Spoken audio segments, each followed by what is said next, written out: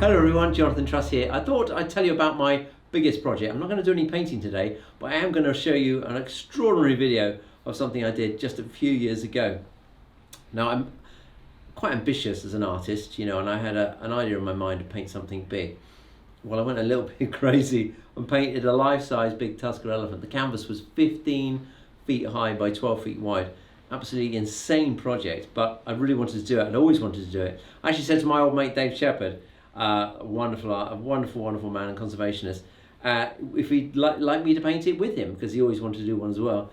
I never got around to it, but I thought I must do this, so I did, and it was an amazing experience and quite a learning curve. It was 5 weeks work. I started, I think, around about the beginning of the end of November, finished just before the new year. Extraordinary experience.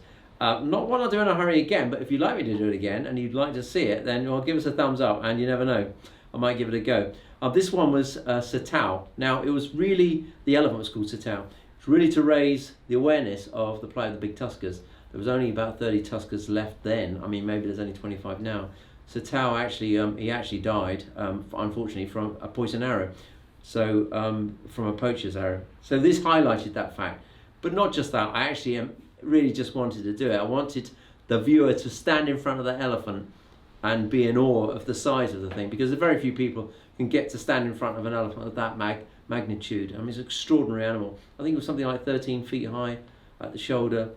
This canvas was 15 feet high, like I say, 12 feet wide, so it was a big project. Now, the only way to do it was to get a trellis, set it all up, and I was up and down the trellis. I mean, I just don't know how I did it, really. It was an exhausting experience. And you have to get up, you paint a little bit, make sure everything's all right, get down the trellis, walk straight back, look at the painting again and think, is that right? That's not quite right. Go back up the trellis and paint it and change it. Your brush is very big brushes to start with, and then it gets smaller and smaller. So, painting tusks of that size, literally life-size tusks, is really a challenge. I mean, I hadn't done it before, and very few people have. Even if you're an artist, you've been going for years and you paint wildlife, very unlikely you've done a life-size tusk before.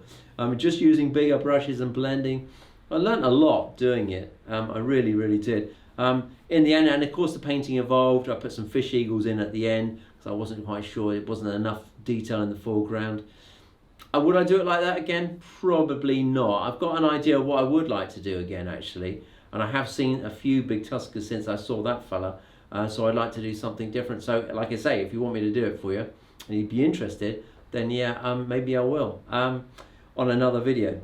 The problem is, you don't get to see the finished painting till it's finished. No matter if you've done a million sketches to see what it looks like, you're never going to know until you finish that painting. And by then, it may be too late. Everything's as it is. You can't go and change too much. And if you are, it's like a week's work instead of an hour. That's the only thing. But amazing experience. And it really did get a lot of publicity for the big tuskers. As I say, there wasn't many left then. There's probably even less now. This is a few years later on. So I've got some fantastic reference of my own. And maybe I will paint another one. Maybe I will. I really would relish the challenge, actually. It's quite exciting. Just to see that finished piece when it's actually done, and get everybody staring at it in amazement and looking up at this huge tusker. That's what it's like to actually stand in front of an elephant, and that was exactly what I wanted to try and achieve, and hopefully I did in the end.